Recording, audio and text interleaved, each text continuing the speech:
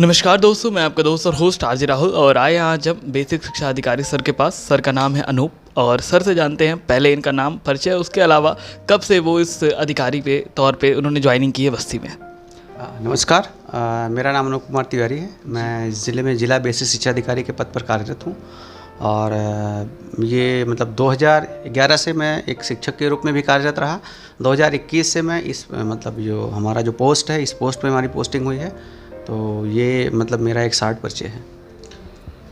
Sir, जैसे आपने बताया कि आप शिक्षक भी रह चुके हैं, आज एक शिक्षक का दिवस है। आज डॉक्टर सर्वपल्ली राधाकृष्णन जी के जन्मोत्सव पे लोग शिक्षा दिवस मनाते हैं या शिक्षक दिवस मनाते हैं।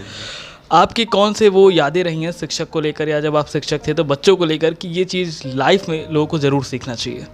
देखिए, एक शिक्षक का जो कार्य होता है कि छात्रों के अंदर एक चरित्र का निर्माण, उनके अंदर एक नवाचार वाली जो प्रवृत्ति है ये पैदा करना और उनको पूछना, समझने के लिए जो उनके अंदर की जो प्रश्न पूछने की और उसको समझने की जो क्षमता विकसित करना होता है, ये बहुत ज़रूरी होता है। और हमने अपने शिक्षण का जो हमारा करियर रहा उसमें हमेशा यही बच्चों को सिखाने का और खुद सीखने का प्रयास किया है और कहीं ना कहीं उससे जो बच्चे लाभान्वित हुए हैं वो हम लोगों के लिए गर्व का मोमेंट होता है।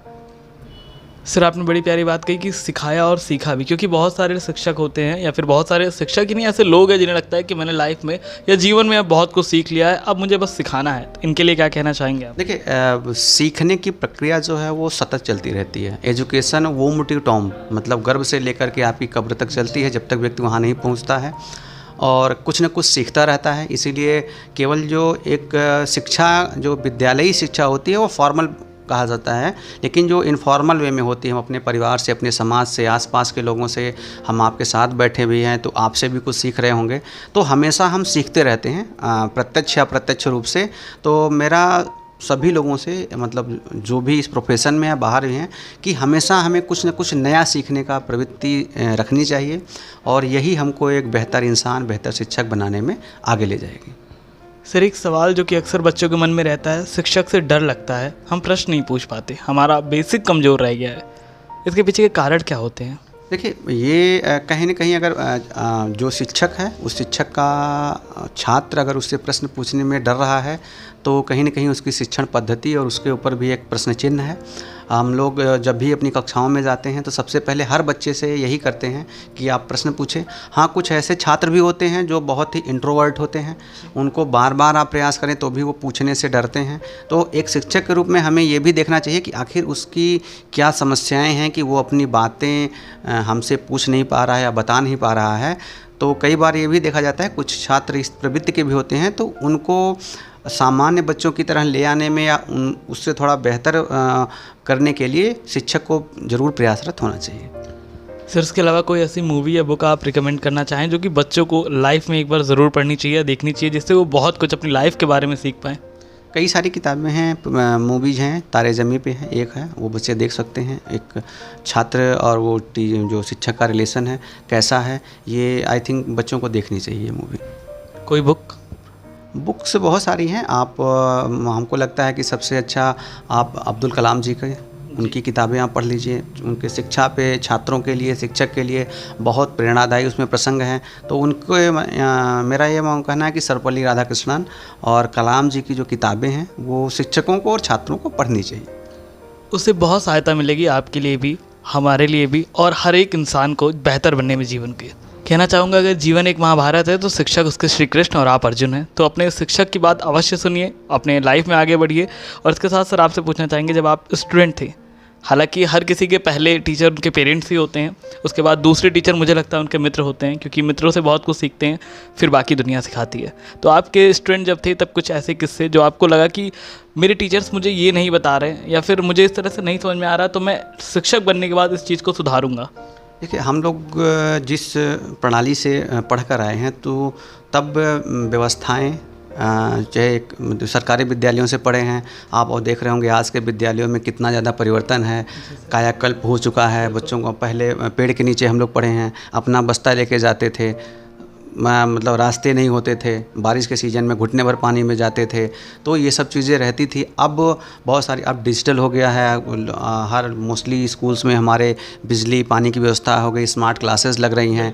तो वो जो तकनीकी जो सुविधाओं से हम वंचित रह गए थे, हम लोगों का यही प्रयास है कि वो सारी चीज़ें हमारे शिक्षक नवीन तकनीकी के साथ हमारे जो छात्र हैं उनको शिक्षा दे पाएँ, उनके कैरियर बिल्डिंग में आगे और चरित्र निर्माण में अपना योगदान दे पाएँ, ताकि वो बच्चे देश का ही नहीं पूरे विश्व में अपनी कीर्ति, हमारे देश की कीर्ति, समाज की कीर्ति पताका लहरा सकें।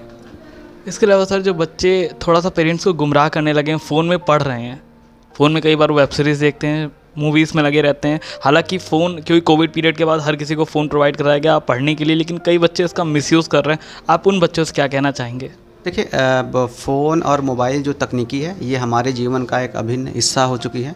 पहले जैसे हम लोग कहते थे कि एक मूलभूत सुविधाएं होती थी, रोटी कपड़ा मकान, लेकिन अब मूलभूत सुविधाओं में बिजली और इंटरनेट, फ़ोन, ये भी मतलब एक हमारे मूलभूत सुविधाएं हो गई, क्योंकि हम समाज मतलब इतना इंटरकनेक्टेड हो गए हैं कि बिना इसके अभी लगता है कि हमारा जीवन असहाय हो गया है। एक दिन आपके पास बिजली ना हो और फ़ोन ना हो, इतनी सारी सूचनाएं हम लोगों के पास आती हैं, आदान प्रदान नहीं कर पाते हैं।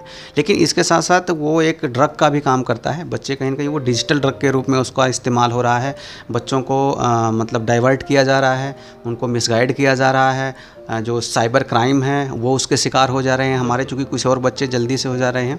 तो इवन पेरेंट्स को भी ये देखना पड़ेगा कि आप बच्चे 4 से 5 घंटे, 6 घंटे, 7 घंटे विद्यालय में रहते हैं, उसके बाद अपने समाज में पेरेंट्स के साथ रहते हैं, तो उनका भी ये दायित्व है कि वो बच्चों को थोड़ा मॉनिटरिंग रखें, उनको उस तरह का परिवेश दें। और एक शिक्षकों को भी ये मतलब समझना चाहिए, हम लोग हमेशा बच्चों को जागरूक करते हैं कि मोबाइल का एक लिमिटेड यूज़ करें, एक अनुशासन में रह के यूज़ करें, और उसका क्या उपयोग और दुरुपयोग हो सकता है। और हमारा समय सबसे बहुमूल्य है, तो छात्रों के लिए ये है कि आप समय का सदुपयोग करें, मोबाइल का मिनिमम यूज़ करें जितना ज़रूरी है, उसके बाद आप अन्य करें, क्रियाकलाप करें, खेलें, फिजिकल एक्टिविटी करें, जिससे आपका शरीर स्वस्थ हो, मस्तिष्क स्वस्थ हो और एक अच्छा इंसान बन सके। खेल कूद में लाइफ में बहुत ज़रूरी होता है। इसके साथ हम लोग बात करेंगे सर, एक न्यू एजुकेशन पॉलिसी अभी आई है, आपको क्या लग रहा है न्यू एजुकेशन पॉलिसी से क्या फ़ायदे हैं, या पहले की एजुकेशन पॉलिसी ज़्यादा बेहतर थी? पहले की एजुकेशन पॉलिसी जो भी रही हैं, एक देखिए ये सब जो पॉलिसीज़ होती हैं ये एक बदलते परिवेश, समाज और कैसे समाज बदल रहा है, तकनीकी बदल रही है, परिवेश बदल रहा है, कैरियर ऑप्शंस बदल रहे हैं, उस सब को ध्यान में रखकर बनाई जाती हैं। तो वो पहले की जो थी वो उस 1986 की थी, उस समय उस के हिसाब से बनाई गई थी।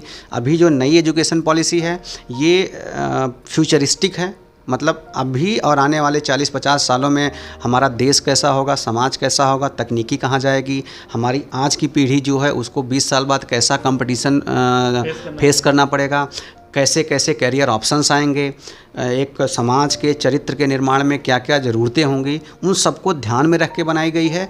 तो बहुत ही मैं मानता हूं कि ये दूरगामी इसके परिणाम होंगे, और हम लोग भी और विभाग भी, सरकारें भी, उसमें कम्युनिटी का भी सहयोग है, तो एक समाज को भी इसमें अपना विशेष योगदान देना चाहिए, ताकि हम उस जो ध्येय है नई एजुकेशन पॉलिसी का, उसको प्राप्त करने में सफल हो सकें।